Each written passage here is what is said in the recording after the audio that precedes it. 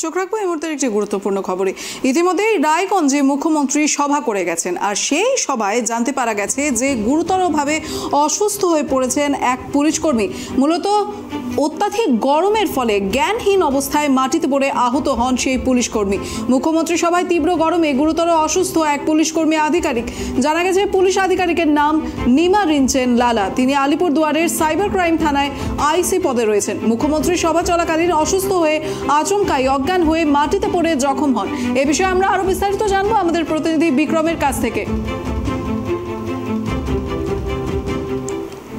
এদিকে মুখ্যমন্ত্রী সভায় তীব্র গরমে গুরুতর অসুস্থ হয় এক পুলিশ আধিকারিক, যার নাম নিমা রিঞ্চেন লালা বলে জানা গেছে। পুলিশ আধিকারিক আলিপুরদুয়ারের সাইবার ক্রাইম থানায় আইসি পদে রয়েছেন, আর সেই সাথে সাথে তড়িঘড়ি তাকে রায়গঞ্জ মেডিকেল কলেজ ও হাসপাতালে ভর্তি করানো হয়।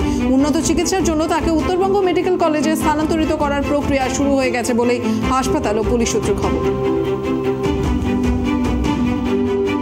আপনি কি পোস্টে কোথায় আছেন? আমি আলিপুরদুয়ার আইসি সাইবার স্পেস। আচ্ছা, কি হয়েছে আপনার? সকালে ডিউটি করছিল, মোটামুটি 4 ঘন্টা থেকে 5 ঘন্টা হয়েছে। ঠান্ডা পেট রয়েছে, গরম সকাল। তারপর হসপিটাল দিয়ে আসলো। মানে এটা কি রোদ লেগেই এরকম হয়েছে? রোদে সানস্ট্রোক হয়েছে? সানস্ট্রোক হয়েছে।